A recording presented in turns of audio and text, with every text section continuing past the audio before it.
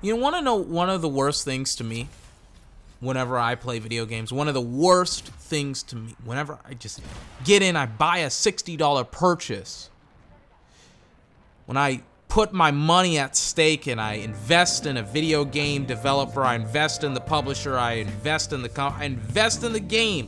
One of the worst things that happens is the game isn't ready on release and I have to wait a year before all of the issues, all of the problems that I have with the game get fixed. I have to wait a while. That's why I try not to buy a lot of MMO RPGs, or what do they call them? The MMO light-based game, the games as a service, as the coin is started. Because I'm like, Fallout 76 was bad, Anthem is bad, The Division and The Division 2 and whatever the Tom Clancy game, like they're all just games as a service. I'm like, can any of you create a game that works on release and that's interesting? Please and thank you. Maybe I'll buy it, but not Anthem. And today we're gonna talk about Anthem, because Anthem is getting yet again another overhaul, and this is like the 5th or the 6th one if you want to include the one, and I'm being sarcastic, I don't know how many overhauls they've had. To be honest with you, BioWare has had so many overhauls to their games in the past 6 to 7 years, I can't keep track of how many overhauls they've had per game, because they do it all the time, and EA's like, you know what, BioWare, make your game a completely different thing within a year's worth of time and we'll release that game and we'll expect it to earn billions upon billions of dollars, and when it doesn't, it's your fault. It's like, that's not how game development works. And it's like every single game that they release, it's unfinished. And I'm like, of course, nobody's gonna like your game if it's unfinished.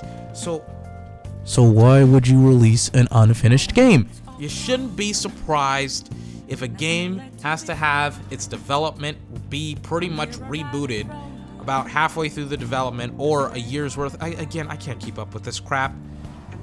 But I was watching all of the content and all of the people I watched all of the coverage on Anthem being overhauled yet again, and I'm like, listen, this isn't a surprise.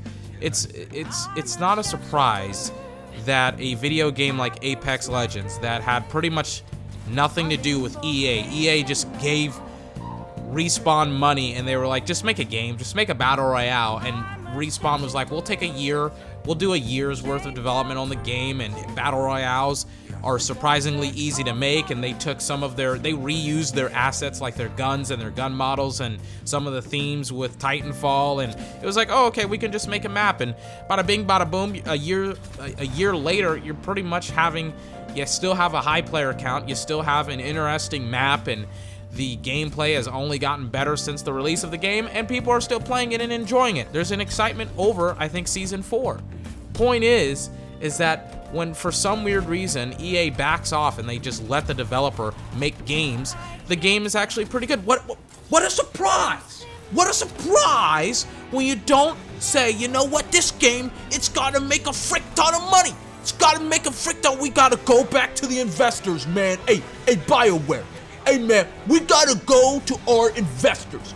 We gotta get billions of dollars off of Anthem. If you don't fucking make Anthem a success, we're gonna overhaul it like it's fucking Cats, right? You know how Disney is like, you know what? There's way too many big names. Like, we got Tay-Tay, we got like Jennifer Hudson, we got James Corden, we got Rebel Wilson, we got Idris Elba, we got all these fucking people in this fucking movie. Figure out a fucking way to make this movie a goddamn success. We put $100 million into this fucking movie, and we need $1 billion back, because that's how freaking movies and TV shows and video games work. We want to put in like 1/10 of what we're gonna get out, and that's what we want to do. And that's what EA is doing. They literally created Cats before Cats was made. So congratulations, woo! Let's give it up. EA has found yet another. I mean, sometimes I get it. EA is the low-hanging fruit, right? Anything that you say negatively about EA, it's like a layup. It's like the obvious thing. It's like, oh my God, EA's a bad company. What a surprise! A 4-year-old could tell me that. But what else is new about EA? What else has changed? What else have they done? Well, they've actually done some pretty good stuff with Respawn, because they've allowed Respawn to do whatever the hell they want. I am waiting I'm waiting. I'm looking around. It's at 4 o'clock in the morning. I'm watching South Park. I'm looking at my screen, my computer screen. I'm like, hey EA, maybe you give the same freedom to BioWare that you give to Respawn, and maybe they can create a good video game and make you billions of dollars. Maybe you give them the license to create another KOTOR. I don't know, maybe. Instead of having them reboot their development on a game, or making them develop a game that I don't think they've had any experience in the genre of the MMO light genre, why not have them make a game that they're actually specialized in a deep developed RPG experience like KOTOR? I don't know, maybe you have them get into KOTOR again, maybe. Instead of having them make a game that's supposed to pretty much make money, and that's essentially what some of these games are. That's what some of these developers are doing. You know, video games are an entertainment art form, right? You know, there's a lot of things that can look and feel amazing in video games, you know, like I talked about it a couple of weeks ago with Mafia 2 and how it's pretty much like a Mafia movie, right? Except it's a video game. But at the same token, there's other video games like Apex Legends where you're just running around shooting people. There's an art form and an entertainment form to video games. But in this case, what some companies have figured out, especially EA, again, I'm hitting low-hanging fruit, but I will hit it today, and only today, maybe tomorrow as well.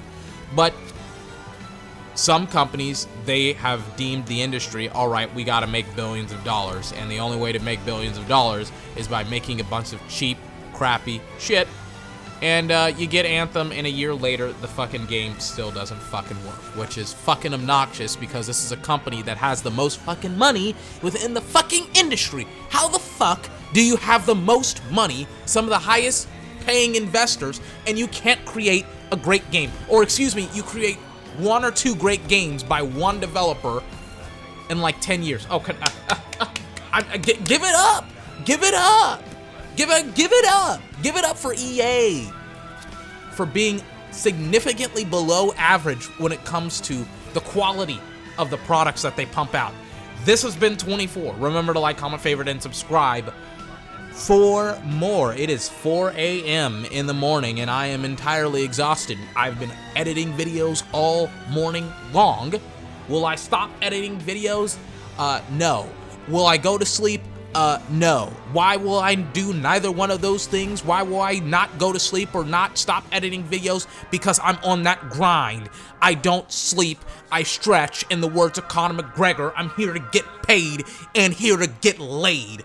Until my next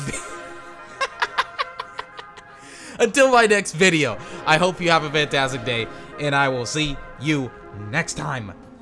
Bye-bye.